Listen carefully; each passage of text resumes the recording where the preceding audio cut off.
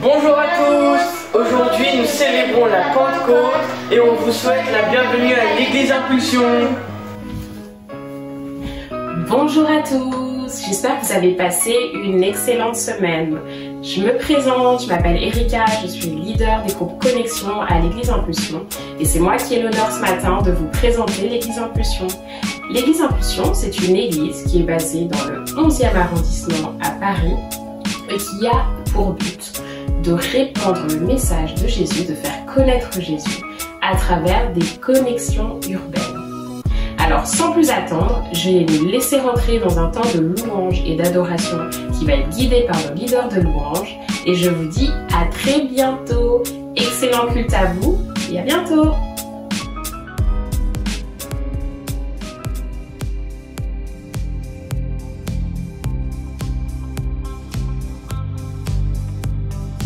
On va ensemble louer Jésus ce matin. Tapez dans les mains avec nous.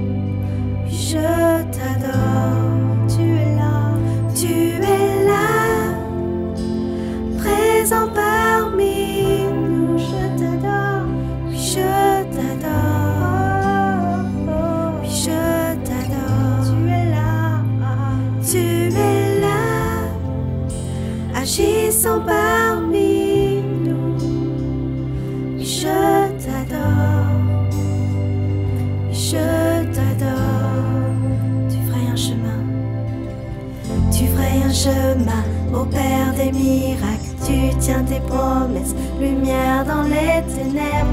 Mon Dieu, c'est ce que tu es. Chantons-le, tu frayes un chemin, ô Père des miracles, tu tiens tes promesses, lumière dans les ténèbres. Mon Dieu, c'est ce que tu es. Tu es là, tu restaures les cœurs brisés. Chantons-le, je t'adore Seigneur, je t'adore. Tu es là, transformant les vies. Je t'adore, je t'adore. Tu es là, tu es là. Tu restaures les cœurs brisés. Je t'adore, chantons-le, et je t'adore Seigneur. Tu es là, transformant les vies. Je t'adore, chantons-le, je t'adore. Tu frayes un chemin, oh, tu frayes un chemin. Ô Père des miracles, tu tiens tes promesses, lumière dans les ténèbres. Mon Dieu, c'est ce que tu es. Tu frayes un chemin, ô Père des miracles, tu tiens tes promesses, lumière dans les ténèbres. Mon Dieu, c'est ce que tu es. Tu frayes un chemin, ô Père des miracles, tu tiens tes promesses, lumière dans les ténèbres. Mon Dieu, c'est ce que tu es.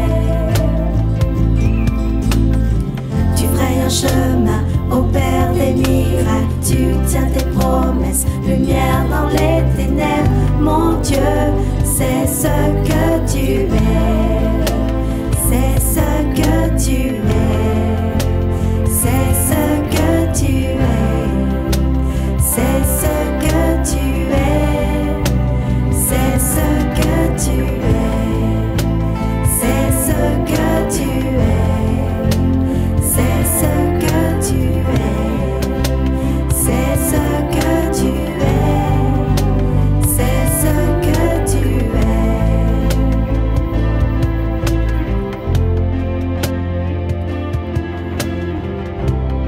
C'est ce que tu es.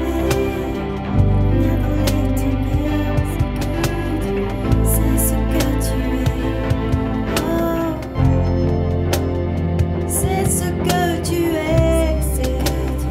C'est ce que tu es. C'est ce que tu es. Même quand je ne vois pas Dieu, tu agis.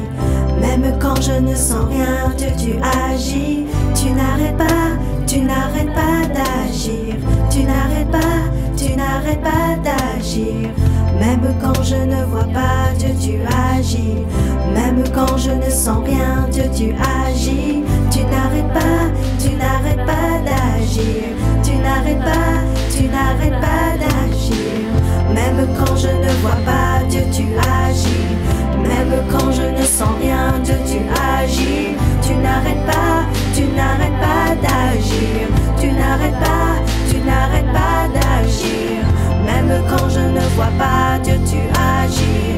Même quand je ne sens rien, Dieu, tu agis. Tu n'arrêtes pas d'agir.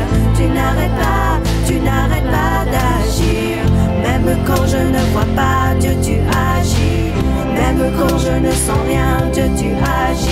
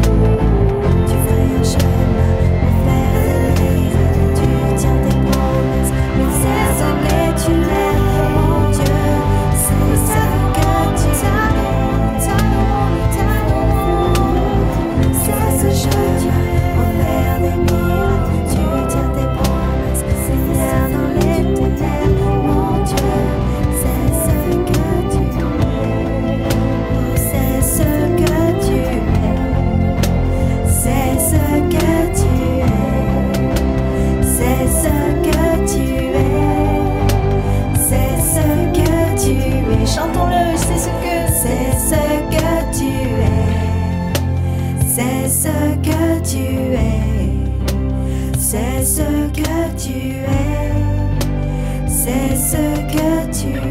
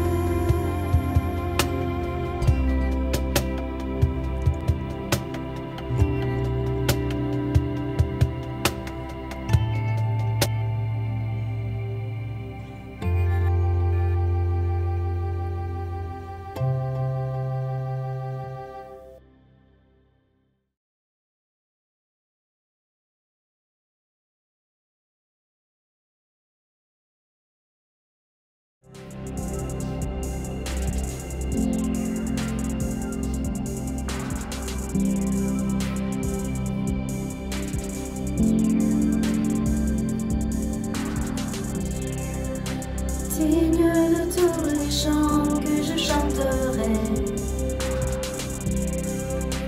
digne de la louange que j'élèverai,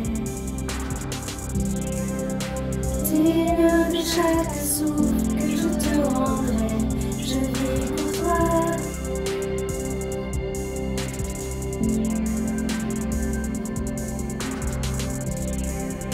Jésus, le nom au-dessus de tous les noms. Jésus, tu es le seul m'offrant le pardon. Digne de chaque souffle que je te rendrai,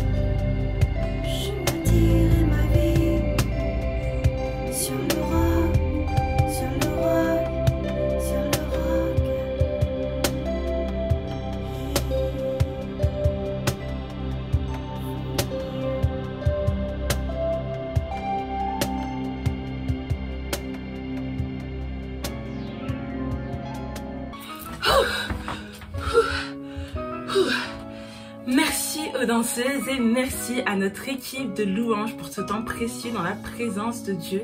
Je suis Noémie, leader exécutive à l'Église Impulsion et s'il vous plaît attendez. Oh Jésus. Ça n'a pas été simple d'arriver jusqu'ici, mais rien n'est impossible à celui qui croit et je crois que je suis capable de faire les annonces jusqu'au bout. Alors, première annonce est que vendredi prochain, nous avons notre chambre haute en ligne. C'est vraiment un temps où on passe dans la présence de Dieu, on se laisse conduire par le Saint-Esprit. Du coup, rejoignez-nous sur Facebook vendredi à 20h pour notre chambre haute en ligne. Deuxième annonce est que vendredi prochain, nous avons notre culte spécial Fête des Mères. Vraiment, nos mères, nous avons envie de vous célébrer et de vous honorer. Donc rejoignez-nous tous sur nos différents réseaux sociaux ainsi que sur YouTube et sur le Top Chrétien pour notre célébration en ligne. Troisième annonce, nous savons que c'est une phase qui est délicate et qui est difficile pour beaucoup. Pour cela, nous avons décidé de continuer notre accompagnement pastoral. Vous pouvez donc nous contacter via notre numéro de secrétariat qui se trouve sur nos réseaux sociaux et sur notre site égliseimpulsion.com. Dernière annonce est que après le culte en ligne, vous pouvez nous retrouver sur Facebook pour notre Afterlife avec notre pasteur Laurent Rupi. Moi je vous dis un très bon dimanche, très bon message à vous et je continue de faire passer le bateau. Hey, bonjour à tous, bonjour à l'Église Impulsion et tous ceux qui nous regardent actuellement, que ce soit sur Facebook, sur YouTube ou sur le Top Chrétien. Nous sommes le dimanche de Pentecôte 2020 et mon message s'intitule Babel Reverse. Et aujourd'hui, j'ai un message qui est particulier et j'ai ce bâton dans les mains. Et vous avez vu ce bâton depuis le début de la célébration, car ce bâton symbolise la collaboration. Nous croyons que nous entrons, que Dieu veut nous amener à entrer dans un temps de collaboration extraordinaire, dans un temps où nous allons courir ensemble, où nous allons faire équipe. Mais je voudrais vous parler aujourd'hui de deux types de collaboration. Alors qu'on est invité à construire un nouveau monde ensemble, il faut savoir comment collaborer. Nous pouvons collaborer à la façon de Babel ou nous pouvons collaborer à la façon de la Pentecôte. Deux types de collaboration. Je voudrais lire un texte avec vous qui se trouve dans Genèse au chapitre 11, versets 1 à 9. Et ce texte nous parle de la collaboration de Babel. Voici ce que nous lisons. À cette époque-là, tous les hommes parlaient la même langue et tenaient le même langage. Lors de leur migration depuis le soleil levant, ils découvrirent une vaste plaine dans le pays de Shinéar et ils s'y établirent.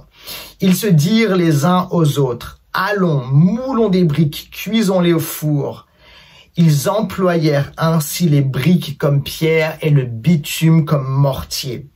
Puis ils dirent, « Allons, construisons-nous une ville et une tour dont le sommet atteindra jusqu'au ciel. » Alors notre nom deviendra célèbre et nous ne serons pas disséminés sur l'ensemble de la terre. L'Éternel descendit du ciel pour voir la ville que les hommes construisaient. Et il dit, voici qu'ils forment un seul peuple, parlant tous la même langue. C'est là ce qu'ils ont entrepris de faire. Et maintenant, quels que soient les projets qu'ils concevront, rien ne les empêchera de les réaliser. Eh bien, descendons, brouillons leur langage, afin qu'ils ne se comprennent plus entre eux. Et l'Éternel les dissémina, loin de là, sur toute la terre, et ils cessèrent donc la construction de la ville. C'est pourquoi on l'appela Babel, parce que là, l'Éternel avait confondu le langage des hommes de toute la terre. Et c'est à partir de là qu'il les a dispersés sur toute la terre. Maintenant, on va lire un autre texte qui parle de la collaboration façon Pentecôte. Il se trouve dans Actes au chapitre 2 et on va lire versets 7 et verset 11. Ils étaient tous remplis d'étonnement et d'admiration et ils se disaient les uns aux autres, « Ces gens qui parlent ne sont-ils pas tous des Galiléens ? Nous les entendons dans notre langue dire des merveilles au sujet de Dieu. » Waouh! Alors en fait, ces textes-là sont complémentaires parce que Babel est renversé. Lorsque Babel est renversé, ça nous conduit à la Pentecôte. Vous savez quoi? Par un moment, Dieu renverse les choses. Par un moment, Dieu met le monde upside down. Pourquoi? Pour reconstruire, pour rebâtir, pour amener la bénédiction. Et je crois, alors que je préparais ce message, que Dieu nous appelle à vivre ensemble une collaboration avec lui et ensemble nous. Pourquoi? Pour redéfinir, pour rebâtir, pour reconstruire.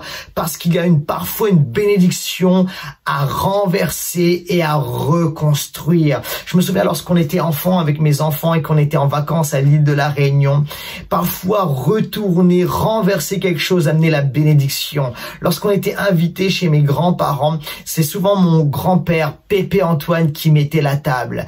Et Pépé Antoine mettait l'assiette à l'envers et lorsque on retournait l'assiette pour se servir, on découvrait que Pépé Antoine avait mis pour nous, j'aimais Pépé Antoine, il avait mis pour nous un petit billet et ça pour nous c'était la bénédiction. Alors non seulement j'aimais Pépé Antoine parce que c'était un homme extraordinaire, mais j'aimais Pépé Antoine parce qu'il nous donnait des petits billets lorsqu'on allait manger chez lui. Écoute-moi bien, parfois renverser, retourner une situation nous conduit à la bénédiction. Et je veux que tu sois avec moi pendant ce message parce qu'on va découvrir le concept de Babel Reverse. Et n'hésite pas à participer, à envoyer un like, un cœur. N'hésite pas à écrire un amen ou à partager même ce message alors que tu le reçois. Babel Reverse, c'est quoi? Babel Reverse, c'est repères renversés. De Babel à la Pentecôte, les repères sont inversés, les repères sont transformés littéralement. En fait, il y a un basculement de la confusion vers la clarté. À Babel, Dieu descend et il envoie des langues pour amener la confusion. Ils ne se comprennent plus, tout est confus et le projet est arrêté. Vous savez ce qui se passe parfois? Dieu amène la confusion pour dire stop. Dieu nous a créés avec cette possibilité de choisir. C'est ce qu'on appelle le libre arbitre, de prendre des décisions. Nous ne sommes pas des robots, mais Dieu reste Dieu et il est souverain. Et il y a des situations où Dieu littéralement intervient dans sa souveraineté. Et dans l'histoire de l'humanité, il y a des moments comme cela où Dieu dit stop, où Dieu dit arrêt, où Dieu dit stop afin de reconstruire. Et à ce moment-là, Dieu fait quoi? Il inverse les repères. Il amène la confusion pour reconstruire comme il faut. Et on arrive à Pentecôte. Alors, à Pentecôte, Dieu descend par le Saint-Esprit et il envoie les langues. Mais les langues de Pentecôte amènent de la clarté. Les gens qui entendent les langues comprennent le message avec une grande clarté. Ils disent ceci: ces gens-là qui sont des Galiléens parlent dans notre langue maternelle qu'ils ne connaissent pas et ils disent des merveilles de Dieu. Le message était clair. Écoute-moi bien. En fait, Pentecôte vient littéralement renverser Babel et Dieu amène un basculement de la confusion à la clarté. Et je crois que Dieu veut nous amener par son Saint-Esprit à traverser la confusion et à entrer dans un temps de clarté littéralement. Mais il faut l'Esprit de Dieu afin de discerner ce que Dieu veut faire et ce que Dieu veut accomplir. Tu sais, c'est comme le jeu Kola-Maya. Je sais pas si enfant ou peut-être maintenant tu joues encore à Kola-Maya et c'est ok, sois béni. Tu sais, on te met un bandeau sur les yeux et puis on te fait tourner, on te fait tourner, on te fait tourner. La dernière fois, ma petite fille Lou m'a fait tourner dans tous les sens. Et alors, qu'est-ce qui se passe? Tu perds tes repères et tu titubes lorsque tu avances. Et pour te diriger, comment faire? Il faut te laisser diriger par la voix ou les voix qui sont autour de toi. Et tu avances en te laissant guider par la voix. Écoute-moi bien, alors qu'on est dans un temps de confusion, ça c'est Babel, Dieu est en train de dire stop, il dit arrête. Dieu nous amène maintenant à basculer à Pentecôte et il faut entendre la voix de Dieu dans ce temps de confusion où on perd nos repères et dire Saint-Esprit, qu'est-ce que tu veux faire? Quelle est la volonté du Père? Quel est le projet du Père? Quels sont les repères du Père? Et rétablir les choses selon la volonté de Dieu. Il y a plusieurs semaines de cela, je suis passé par un temps de confusion lorsque je regardais ce qui prenait place en Australie et les incendies catastrophiques qui ont brûlé tellement d'animaux et la végétation. Et je regardais ça dans les aux infos, et puis j'étais juste waouh, j'étais bouleversé, j'étais choqué. Et je me souviens, je suis parti dans la cuisine et j'ai fait une prière très simple. J'ai dit Seigneur, qu'est-ce qui se passe dans ce monde? Et juste après avoir dit ça, mon fils, qui à l'époque avait 5 ans, mais qui aujourd'hui a 6 ans, c'est important de préciser cela, est arrivé dans la cuisine et il disait ceci: The King is coming, the King is coming, the King is coming. Écoute-moi bien, mon fils ne parle pas anglais. Il sait dire quelques mots en anglais, mais il ne parle pas anglais. Alors je le regarde et je lui dis, qu'est-ce que tu dis? Il me dit, the King is coming, the King is coming. Et je dis, est-ce que c'est une chanson que tu as entendue à la radio? Il me dit non. Est-ce que c'est quelque chose, un film, un dessin animé que tu as vu? Non. Pourquoi tu dis ça? Je sais pas. The King is coming, the King is coming.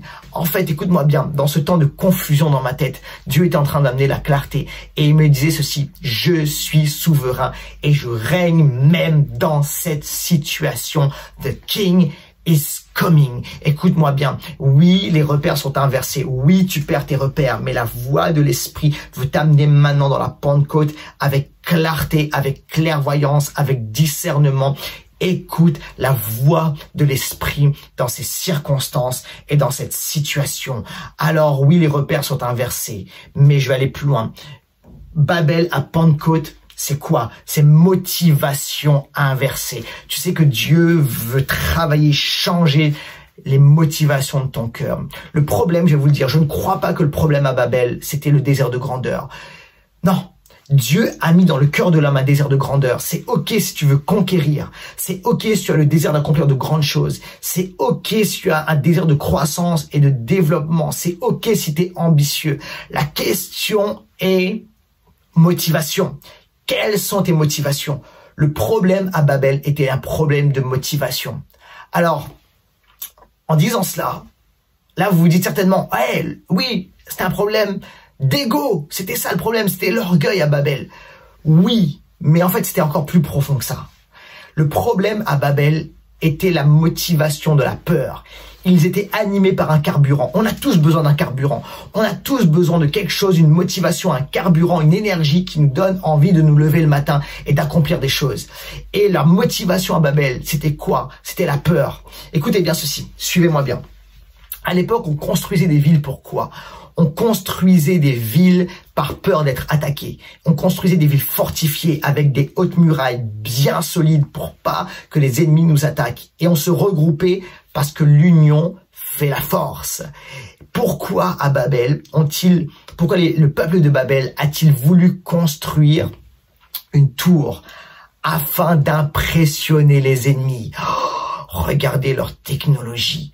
Regardez leur savoir-faire, regardez leur intelligence, on ne va pas les attaquer, ils sont trop forts pour nous. Ça c'est quoi? C'est impressionner. En fait, construire Babel et sa tour avait pour but, comment dirais-je, de faire fuir l'ennemi et était motivé par le carburant de la peur, de l'insécurité. Écoute-moi bien. On vit tous avec un carburant, on vit tous avec une motivation. La question c'est quoi? C'est quoi? Parce qu'à Pentecôte, le Saint-Esprit est arrivé et il a amené son carburant. On a besoin de quoi? De carburer à l'Esprit de Dieu. Et l'Esprit de Dieu nous amène un autre carburant. Ce n'est pas un esprit de peur que nous avons reçu, mais un esprit de force, d'amour et de sagesse. Écoute-moi bien. Il est possible de faire de grandes choses avec un mauvais carburant, avec un carburant toxique qui va te tuer. Vous savez, c'est comme les gens là, vous savez, qui prennent de la cocaïne et en fait ça donne de l'énergie, ça donne de la vigueur. Parfois on pense plus rapidement, mais ça tue et ça détruit, ça crée des addictions, ça crée de la paranoïa et toutes sortes de choses. Écoute-moi bien, c'est possible que actuellement tu aies construit de grandes choses ou que tu sois motivé par des choses qui sont mauvaises et que ton accomplissement est bon, mais tes motivations sont mauvaises et ça crée en toi une forme de mal-être. Peut-être qu'aujourd'hui c'est la peur de manquer, c'est la soif de posséder, c'est le désir de prouver quelque chose à quelqu'un ou à un grand nombre de personnes. Peut-être que ce qui t'anime là, c'est toutes sortes de motivations qui sont littéralement mauvaises. Peut-être que c'est l'orgueil. Et écoute-moi bien, ces choses-là peuvent littéralement t'amener, oui, à de grands accomplissements, mais le problème, c'est que ça te tue de l'intérieur, ça crée un mal-être. Vous savez quoi, le problème avec la peur et la peur de l'insécurité, c'est que oui, on va bâtir une ville fortifiée, personne ne peut m'atteindre et je suis là enfermé et personne ne peut me bloquer. Mais le problème, c'est que tu ne reçois pas d'amour parce que tu es même, comment dirais-je, littéralement, il y a des murailles qui t'empêchent de recevoir de l'amour. Sauf que l'être humain a besoin de recevoir de l'amour de Dieu premièrement et l'amour de ceux qui veulent véritablement nous aimer. Et ça crée quoi? Ça crée un mal-être intérieur. Aujourd'hui, ton carburant est peut-être mauvais. Tes accomplissements sont peut-être extraordinaires ou tu veux accomplir de grandes choses. Mais Dieu est préoccupé par tes motivations et il veut guérir ton cœur et tes motivations. Le Saint-Esprit te donne non un esprit de peur, mais un esprit de force. Ça, c'est une motivation, la force de Dieu, la vigueur de Dieu chaque jour. L'amour, un esprit de force, d'amour. Alors, l'amour de Dieu, tu dois être motivé par l'amour de Dieu. Le fait de plaire à Dieu, c'est ça notre motivation suprême. Et la sagesse de Dieu. Dieu veut t'inspirer intelligence et sagesse comme carburant et comme motivation pour accomplir de grandes choses. Alors Dieu inverse les motivations de Babel littéralement à la Pentecôte. Et je crois que dans cette nouvelle saison, Dieu veut changer les motivations de notre monde. Et il veut dire à ce monde, construisez, oui, développez, mais avec des motivations qui sont différentes, non pour écraser, non pour dominer, mais pour littéralement bénir et pour aimer dans le nom de Jésus. Que quelqu'un envoie un cœur, un like, que quelqu'un envoie un amen à cela. Non un comportement, une construction égocentrique, mais une construction pour bénir dans le nom de Jésus. On va maintenant plus loin. Babel Reverse, c'est quoi? Babel Reverse, oui, c'est repère inversé. Babel Reverse, c'est motivation inversée. Mais Babel Reverse, c'est aussi définition inversée de Pentecôte, de Babel à la Pentecôte. Les définitions sont inversées. Écoute-moi bien. Le problème à Babel, ce n'était pas le désir de croissance, mais c'était la façon dont il voyait la croissance. Le truc, c'est que Dieu avait dit à son peuple, à ses enfants, aux hommes, aux êtres humains de croître. Quelques pages auparavant, il leur dit ceci: multipliez-vous, soyez féconds, dominez, remplissez la terre. C'est ce qu'il leur dit littéralement. Alors ça, c'est croissance, mais c'est croissance horizontale. C'est la croissance horizontale, c'est quoi? C'est une croissance afin de bénir, de répandre la bénédiction autour de soi et de ne pas garder pour soi. Le problème avec les Babéliens, c'est qu'ils ont pris la croissance et qu'ils l'ont réorienté d'horizontale à verticale. Et la croissance verticale, c'est la croissance égocentrique. C'est pour moi et moi et moi seul. C'est ça le problème à Babel. C'est qu'ils ont redéfini les choses. En fait, écoute-moi bien. C'est OK de vouloir conquête, croissance, grandeur. C'est OK la technologie. Parfois, vous savez, dans l'église, on dit oh, attention, soyons petits, on ne doit pas désirer de grandes choses, attention, la technologie, toutes ces choses-là, c'est pas bien, etc., etc. C'est OK, mais il faut les redéfinir. Et je crois que dans cette saison et dans ce temps, Dieu appelle son église à redéfinir des choses pour la société, à redéfinir ce qu'est la grandeur. L'église doit être une force afin de redéfinir des concepts selon le royaume de Dieu. On doit redéfinir la croissance, on doit redéfinir la grandeur, mais on doit redéfinir également l'amour, parce que l'amour doit être défini avec l'engagement. On doit redéfinir le sexe, parce que le sexe doit être défini avec l'engagement. On doit redéfinir le mariage, on doit redéfinir la famille. Ces choses-là ont été prises par l'ennemi et perverties. L'ennemi ne crée rien, il prend ce que Dieu a déjà créé, les concepts divins, et il les pervertit. Mais je crois que dans cette saison, Dieu appelle son peuple et son église à se lever littéralement et à redéfinir ce qui doit être redéfini. Dieu nous appelle à être une force dans cette société afin de poser de nouveaux repères, afin de poser de nouveaux jalons, afin de poser un nouveau cadre et de nouvelles fondations dans le nom de Jésus. Il y a peut-être des choses en toi également qui ont besoin d'être redéfinies. Il y a peut-être de la grandeur qui a besoin d'être redéfinie en toi. Il y a peut-être des concepts qui ont besoin d'être redéfinis. Et écoute-moi bien, peut-être que tu as pris ces concepts avec la définition de l'ennemi. Et Dieu te dit, maintenant, laisse-moi redéfinir des choses dans ta vie. Laisse-moi poser un cadre nouveau dans ta vie. Laisse-moi poser une nouvelle définition dans ta vie. Laisse-moi poser de nouveaux repères dans ta vie. Laisse-moi réorganiser ta vie. Laisse-moi redessiner ta vie. Laisse-moi poser ma définition dans ta vie et dans tes projets et dans tes concepts dans le nom de Jésus. Que l'Église soit une force afin de redéfinir. Dans cette saison, nous devons collaborer afin de redéfinir dans cette société ce qui doit être redéfini. Et ça, c'est passer de Babel à Pentecôte ensemble. Et on continue. De Babel à Pentecôte, Babel reverse, c'est puissance inversée. La puissance doit être inversée. Dans le texte qu'on a lu dans Babel, on voit, c'est remarquable, la puissance de l'homme, le potentiel de l'homme. Et on voit l'être humain faire des choses extraordinaires, sans Dieu. C'est vrai. On voit la technologie. On voit que l'être humain emploie une nouvelle technologie afin de construire cette ville et cette tour. Il utilise la technologie de la brique, la technologie de la pierre, il crée du mortier. Ça, c'est nouveau. Et on voit un savoir-faire, on voit de l'intelligence, on voit des capacités technologiques, de la créativité.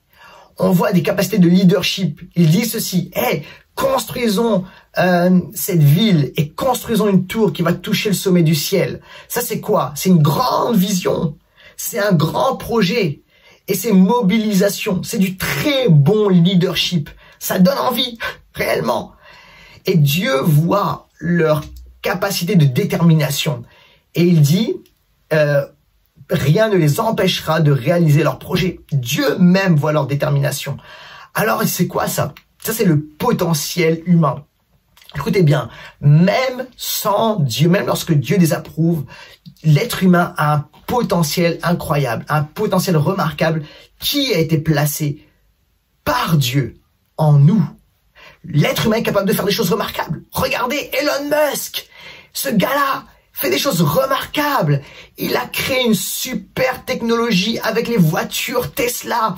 Il a créé un système incroyable pour désengorger une ville d'Asie de l'embouteillage. Ce gars-là veut coloniser Mars.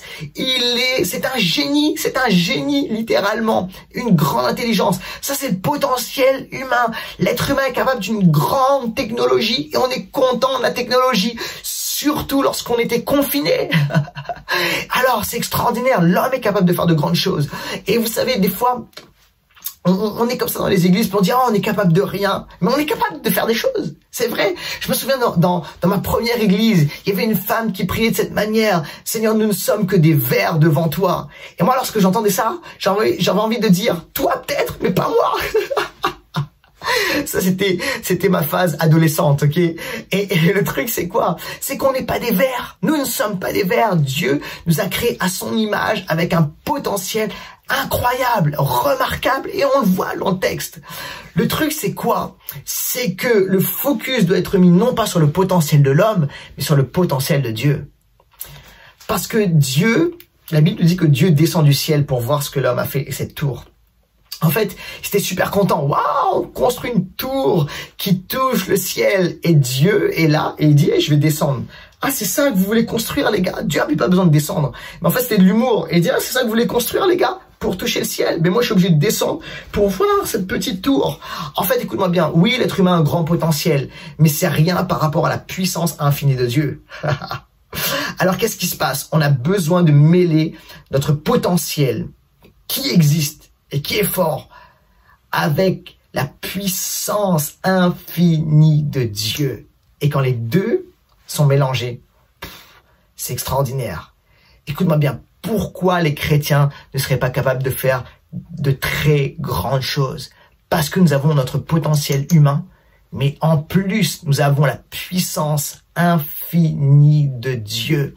Pourquoi est-ce qu'on n'exploserait pas en créativité?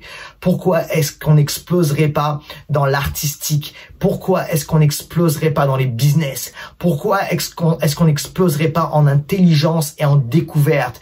Pourquoi est-ce qu'on ne créerait pas les prochaines machines, le prochain logiciel, application qui servirait les besoins des gens et qui ferait une différence? Pourquoi est-ce que les chrétiens ne seraient pas littéralement la tête comme nous sommes appelés à l'être? Parce que nous avons ce potentiel humain, mais nous avons également la puissance de Dieu qui est avec nous. Et Pentecôte, les amis, c'est ça. La Pentecôte, c'est la puissance de Dieu qui vient littéralement rejoindre le potentiel humain. Il est dit qu'un vent puissant est arrivé. Et là, il y a eu des effets spéciaux parce que c'était la puissance du Saint-Esprit, littéralement. Les murs ont tremblé, la terre a tremblé, des langues étaient là, il y avait du feu. Waouh! Et qu'est-ce qui s'est passé? Il y a eu un mouvement incroyable. 3000 personnes se sont converties. Une méga church en un jour à Jérusalem. Pierre s'est levé. La peur s'est dissipée dans le cœur de Pierre et il a prêché avec feu et avec détermination.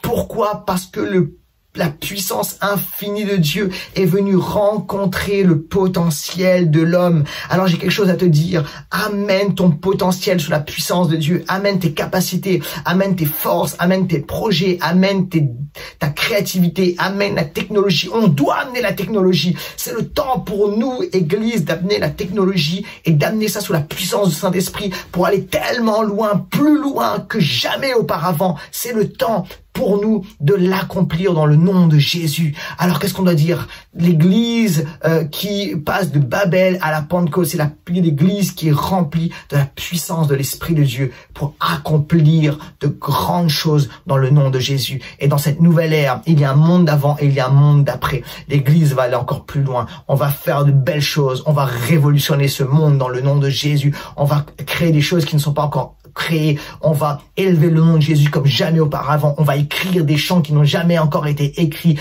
et le nom de Jésus sera glorifié parce qu'on va le faire avec notre potentiel. Mais plus que ça, le focus est inversé avec la puissance extraordinaire de Dieu et Dieu recevra toute la gloire. Que quelqu'un dise Amen à cela. Et je voudrais finir maintenant.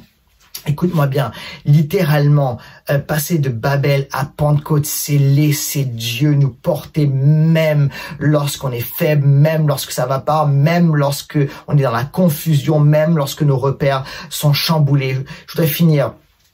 Je me souviens de cet homme, Derek Redmond. On est en 1992, on est aux Jeux Olympiques, on est à Barcelone. Derek Redmond s'est entraîné, il est prêt, les caméras sont sur lui et il est prêt à courir ce sprint et à le remporter. Et alors qu'il est là, dans les starting blocks, prêt à partir, le coup d'envoi est lancé et il part à toute vitesse. Et alors qu'il part à toute vitesse, une douleur le surprend et littéralement il s'effondre par terre, incapable de courir. Et on voit Derek Redmond, vous pouvez trouver ça sur YouTube, on voit Derek Redmond qui avance péniblement mais qui ne lâche pas, qui se traîne par terre et qui ne lâche pas. Et la foule est là stupéfaite, regardant Derek Redmond se traîner par terre péniblement sous la douleur. Et soudainement, un homme surgit des gradins, descend sur la piste de course et se met à côté de Derek Redmond et le soutient et le porte et avance avec lui et marche avec lui. Alors la foule est là et tout le monde se pose cette question. Qui est cet homme? Cet homme est le père de Derek Redmond, qui le porte dans sa puissance lorsqu'il est affaibli, lorsque Derek Redmond est dans la confusion et dans la peine. Passer de Babel à la Pentecôte, c'est laisser place à la puissance du Père. C'est laisser place à la puissance de Dieu qui vient nous soutenir dans ces moments difficiles. Il y a des gens ici, vous vivez des moments difficiles, tu es en train de te traîner dans la vie, tu avances tellement péniblement. Tu as besoin plus que jamais d'accueillir et d'accepter la puissance de Dieu libérée à la Pentecôte, la puissance du Saint-Esprit qui va venir te porter, te donner capacité et force dans le nom de Jésus. Alors on a dit Babel Reverse, c'est premièrement repère inversé, deuxièmement motivation inversée, troisièmement définition inversée et quatrièmement puissance inversée. Je voudrais prier pour vous. Père, maintenant je prie pour tous ceux qui sont dans la confusion, afin qu'ils passent de la confusion à la clarté par la voie de l'Esprit. Je prie pour tous ceux qui actuellement sont pris par des motivations toxiques, afin que tu libères tes motivations et tes sentiments en eux et que tu les guérisses. Je prie également pour tous ceux qui littéralement ont une mauvaise définition des concepts. Et je prie pour qu'en tant qu'Église, nous soyons une force de redéfinition dans cette société. Et je prie pour que plus que jamais, nous recevions dans ce temps la puissance du Saint-Esprit qui vient rencontrer notre potentiel pour créer des choses nouvelles et pour aller plus loin, encore plus loin, dans le nom de Jésus. Le Saint-Esprit vient maintenant porter ceux qui sont fatigués, chargés, à bout de souffle, confus, et des forces nouvelles maintenant sont relâchées dans le nom de Jésus. Que Dieu vous bénisse, je vous souhaite le meilleur dans le nom de Jésus. Amen, je vous aime.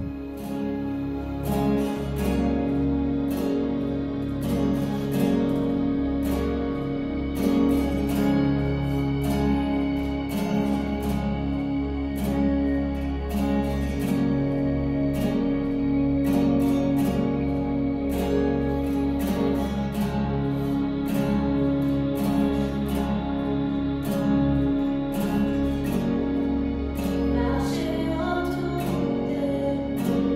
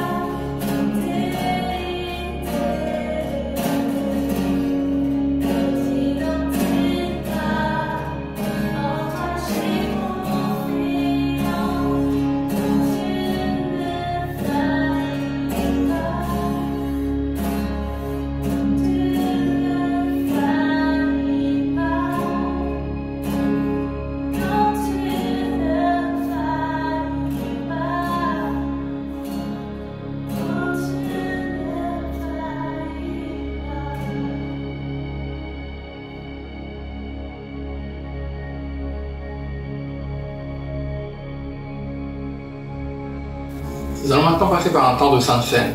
Et là, vous partagez ce texte dans Éphésiens qui dit ceci. En Christ, parce qu'il s'est offert en sacrifice, nous avons été délivrés. Nous avons reçu le pardon de nos fautes. Dieu a ainsi manifesté sa grâce dans toute sa richesse. Et avant de prendre les emblèmes, nous allons faire ensemble cette confession de foi. Nous croyons que le repas du Seigneur a été ordonné par le Seigneur Jésus-Christ pour rassembler les croyants autour du pain et de la coupe. Le pain est le corps du Christ sacrifié pour son peuple. La coupe est le sang de Christ versé comme belle alliance. Nous nous souvenons du Seigneur et nous proclamons ainsi sa mort et sa résurrection jusqu'à son retour. En mangeant et en buvant avec discernement, nous participons au corps et au sang de Christ. Par la foi, nous sommes nourris des bénéfices de la mort et de la résurrection de Christ. Nous annonçons sa victoire sur le péché, la mort, la maladie, la pauvreté et les ténèbres. Nous soupirons après son retour glorieux. Nous grandissons ainsi dans la grâce. Prenons ensemble le pain.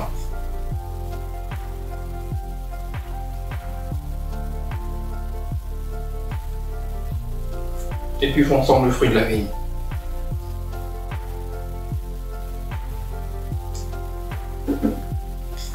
Seigneur, merci pour ta grâce que tu as manifestée à la croix. Merci de t'être offert pour nous permettre d'être pardonnés et réconciliés. Merci Seigneur pour ce que tu as fait, ton œuvre parfaite. Et merci parce que tu nous aides à grandir dans la grâce. À toi l'honneur, Jésus. Amen. Salut Impulsion, j'espère que ça va, que vous avez eu un excellent culte, que vous avez kiffé la louange avec Janit et toute son équipe et que vous avez été encouragés avec le pasteur Laurent. Maintenant, on va passer aux dîmes et aux offrandes et j'ai vraiment juste envie de vous encourager pendant ce moment alors que vous semez, à vraiment semer avec foi et confiance de ce que Dieu va bénir et multiplier vos semences. Il y a un passage dans la Bible qui parle de Jésus qui a multiplié les 5 pains et les 2 poissons qu'un jeune garçon lui a apporté. Ce jeune garçon, c'est tout ce qu'il avait, mais il est venu avec ce qu'il avait et en croyant que Jésus pourrait faire quelque chose avec. Et c'est exactement l'attitude de cœur avec laquelle on veut donner. Et non seulement Jésus a béni sa main, mais il a aussi multiplié ce qu'il y avait dans sa main. Et cette même nourriture, c'est celle qui a nourri la foule entière. Et moi, j'aimerais juste vous encourager, le peu que vous avez, le peu que vous pouvez apporter, même si c'est pas beaucoup, le peu que vous apportiez peut bénir la terre entière. Il peut être multiplié entre les mains de Dieu pour nourrir, évangéliser, apporter le salut dans la ville, dans les régions, dans les différents pays et les différentes nations de ce monde. Donc voilà, n'hésitez pas à venir avec ce que vous avez entre les mains et tant que vous avez le cœur de ce jeune garçon qui a confiance et foi en Dieu et en sachant que quelque chose se passerait.